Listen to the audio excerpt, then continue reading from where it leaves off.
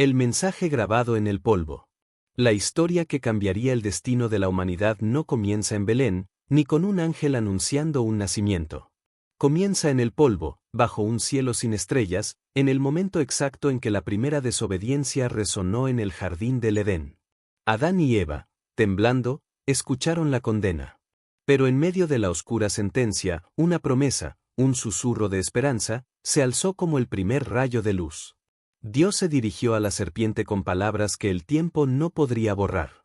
Y pondré enemistad entre ti y la mujer, y entre tu simiente y la simiente suya, ésta te herirá en la cabeza, y tú le herirás en el calcañar. Génesis 3.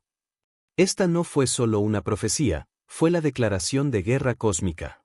El Antiguo Testamento no es un libro que ignora a Jesús, es el campo de batalla donde se inscribió su plano de ataque. Cada pergamino, cada ley, cada sacrificio era un acto que apunta hacia un único momento y una única persona, el Mesías, el simiente victorioso. De patriarcas y promesas estelares. Avanzamos a través de los desiertos bajo las sandalias de los patriarcas. En Abraham, la promesa se hizo más densa, más concreta. Dios le mostró el vasto cielo estrellado y le dijo que su descendencia sería incontable. Pero la clave estaba en una promesa aún más grande, un juramento que resonó hasta el tiempo de Jesús. En tu simiente serán benditas todas las naciones de la tierra. Génesis 22. Este descendiente no sería solo una nación, sino el Redentor universal. Luego llegó el misterioso encuentro de Jacob. Huyendo, durmiendo con una piedra por almohada, soñó con una escalera que unía el cielo y la tierra, y escuchó la misma promesa de bendición. Pero cuando bendice a sus propios hijos, la profecía se enfoca de manera dramática sobre la tribu de Judá. No será quitado el cetro de Judá, ni el legislador de entre sus pies, hasta que venga Silo, el pacificador, y a él se congregarán los pueblos. Génesis 49. Judá se convierte en la línea real, el linaje del que nacería el rey. Desde el polvo del Edén, la historia ha convergido en una sola tribu. El tabernáculo. La profecía de la simiente estaba establecida, pero ¿cómo podría un hombre pecador, Israel, encontrarse con un Dios santo? La respuesta llegó en el desierto con la construcción del tabernáculo. Este no era solo un templo portátil, era un gigantesco diagrama profético. Cada mueble, cada velo y cada rito era un símbolo tridimensional de la obra del Mesías. El altar de bronce, sacrificio, señalaba el lugar donde la vida debía ser entregada. Jesús sería el Cordero Pascual, Éxodo 12, cuya sangre cubriría el pecado. La fuente de bronce, purificación, representaba la limpieza necesaria para acercarse a Dios. El velo rasgado, acceso. El grueso velo separaba el lugar santo del lugar santísimo, el trono de Dios. El Antiguo Testamento clama, nadie puede entrar. El Nuevo Testamento revela, cuando Jesús muera, el velo será rasgado, abriendo el camino para todos. El clímax del ritual era el día de la expiación, donde el sumo sacerdote entraba una vez al año, llevando la sangre. Este sacerdote era solo una sombra. El verdadero sumo sacerdote sería uno que no necesitara ofrecer sacrificios por sus propios pecados, Hebreos 7. El tabernáculo grita, se necesita un sustituto perfecto. Pero el pueblo aún no lo comprende, inmerso en la rigidez de la ley. El pacto de Sinaí y la misión imposible. Si el tabernáculo proporcionó el lugar del encuentro, la ley de Moisés proporcionó el estándar que debía cumplirse. En el monte Sinaí, en medio de truenos y fuego, Dios entregó los 10 mandamientos y cientos de estatutos. Mucha gente ve la ley como una lista de reglas, pero para el cristiano, la ley se convierte en un espejo, Santiago 1. Mirar la ley es mirar la perfección de Dios, y al instante, darnos cuenta de nuestra propia imperfección. La ley no fue diseñada para salvar, sino para probar que la salvación por obras era una misión imposible.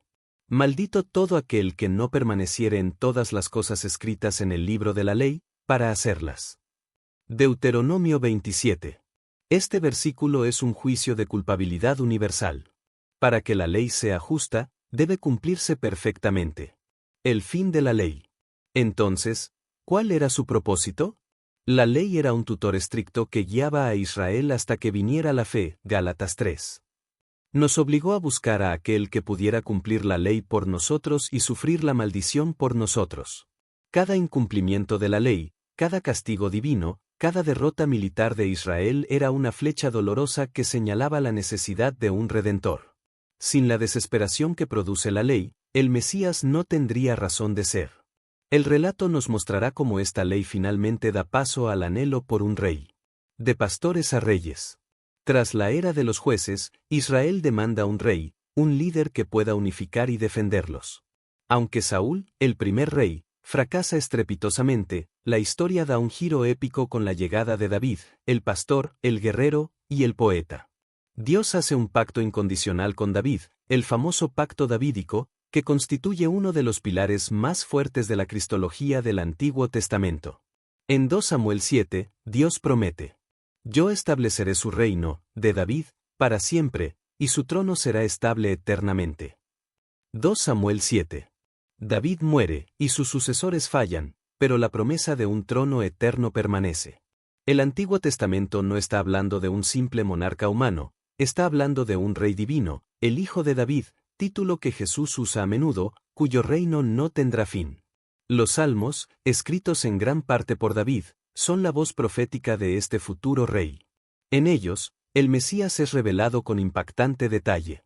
Salmo 22. Describe la crucifixión con una precisión asombrosa: horadaron mis manos y mis pies, repartieron entre sí mis vestidos. Salmo 110. Dios jura que el rey prometido será también sacerdote para siempre según el orden de Melquisedec, una figura misteriosa que era rey y sacerdote sin genealogía conocida. Esta es una revelación explosiva: el Mesías sería a la vez rey, de Judá, y sacerdote, sin pertenecer al linaje de Aarón. Solo un ser humano divino podría ostentar ambos títulos perfectamente. Pero la nación de Israel cae, y con ella, la esperanza de su trono. El exilio y el silencio del trono. El fracaso de los reyes de David lleva a Israel a la catástrofe, el exilio babilónico. Jerusalén es destruida, el templo, la casa del plano de rescate, es quemado, y el linaje real de David es cortado. El cetro prometido de Judá parece haber caído en el polvo. En esta hora de desesperación, los profetas se alzan, no para consolar con promesas de riqueza, sino para dibujar el retrato más claro y doloroso del Mesías. Ellos responden a la pregunta: ¿cómo logrará el Rey Eterno instaurar su reino, si el pueblo ha sido tan infiel? El siervo sufriente de Isaías. Isaías se convierte en el evangelista del Antiguo Testamento. En medio de los juicios, pinta un héroe que no viene en un carro de guerra, sino en total humildad. Creció delante de él como renuevo tierno, como raíz de tierra seca, no hay en él hermosura para que le deseemos. Isaías 53. Este es el famoso siervo sufriente. Isaías no solo predice la muerte de Jesús, sino la razón de su muerte. Mas el herido fue por nuestras rebeliones, molido por nuestros pecados, el castigo de nuestra paz fue sobre él, y por su llaga fuimos nosotros curados. Isaías 53, 5. Los profetas revelan que el rey de Judá debe primero ser el cordero que sufre.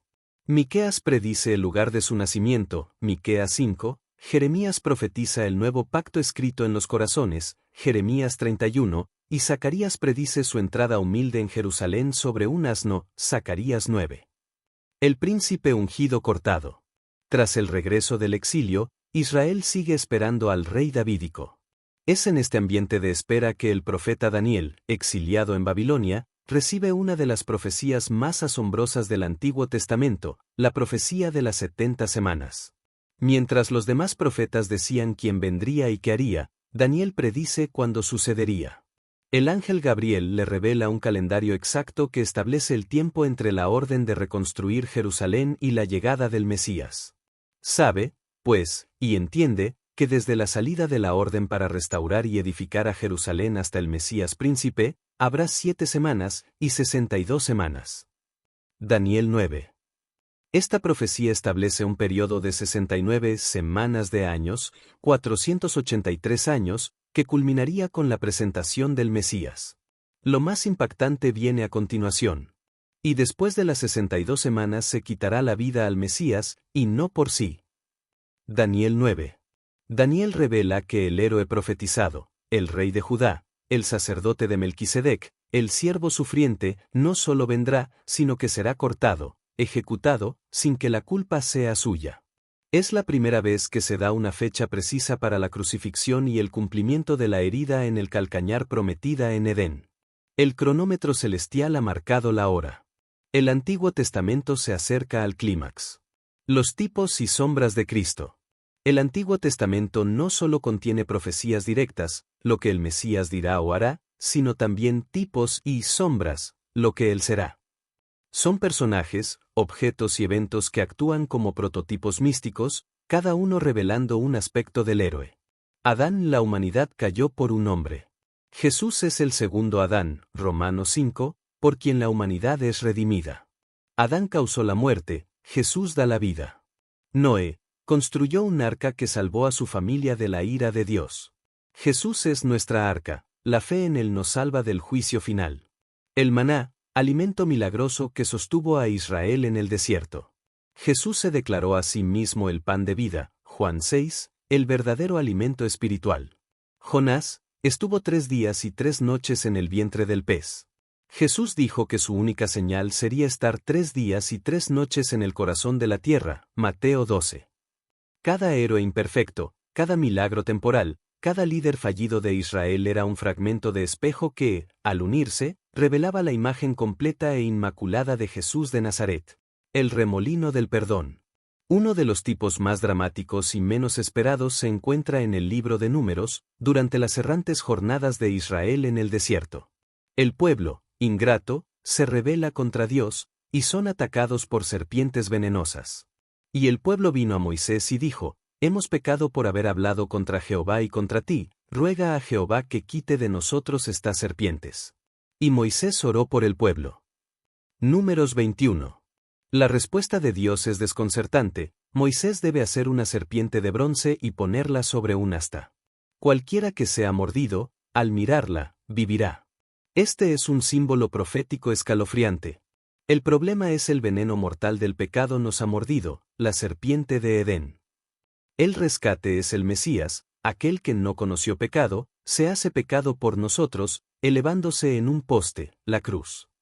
Jesús mismo citó este momento místico para explicar su misión, y como Moisés levantó la serpiente en el desierto, así es necesario que el Hijo del Hombre sea levantado, para que todo aquel que en él cree no se pierda, mas tenga vida eterna.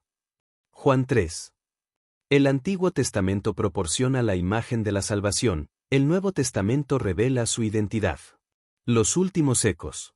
Tras Daniel, Nehemías y Esdras, la historia de Israel termina con 3 profetas post-exílicos que preparan el escenario para la entrada final: Ageo, Zacarías y Malaquías. Zacarías predice las 30 piezas de plata de la traición, Zacarías 11, y que mirarán a aquel que traspasaron, Zacarías 12, revelando la respuesta del pueblo al rey cortado. Malaquías, el último profeta, actúa como la voz final del Antiguo Testamento, dejando al pueblo en ardiente expectativa. Él promete el regreso del profeta Elías antes de la venida del día grande y terrible del Señor, Malaquías 4.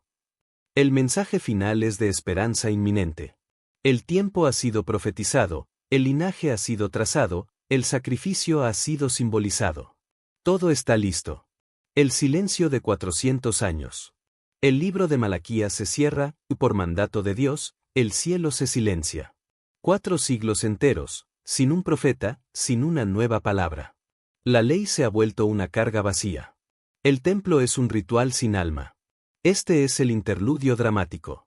Israel, bajo la dura bota de los imperios, mira hacia atrás a la promesa del simiente de la mujer, al trono eterno de David, al siervo sufriente y al Mesías que será cortado en el tiempo señalado. La tensión es insoportable. El mundo entero está conteniendo la respiración, esperando la única cosa que falta: el cumplimiento épico. El Antiguo Testamento se detiene en seco con el eco de una profecía de Malaquías. El Nuevo Testamento comienza con un ángel apareciéndose a un sacerdote en el templo, anunciando el nacimiento de Juan el Bautista, el Elías prometido. En ese momento, todas las hebras tejidas durante miles de años se unen en un solo tapiz de gloria. La simiente de la mujer nace de una virgen, Isaías 7, en Belén, Miqueas 5. El Rey Eterno nace en el linaje de David. El sustituto Cumple toda la ley perfectamente y se presenta como el Cordero de Dios.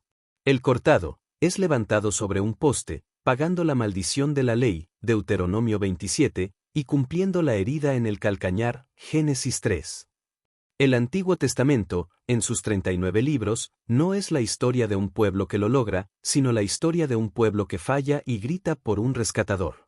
Jesús no es un invitado sorpresa en el Nuevo Testamento. Él es la única persona que cumple cada profecía, cada tipo, cada sombra y cada ley. Él es el héroe profetizado desde el polvo de Edén hasta el silencio de Malaquías. La cortina de la historia antigua cae.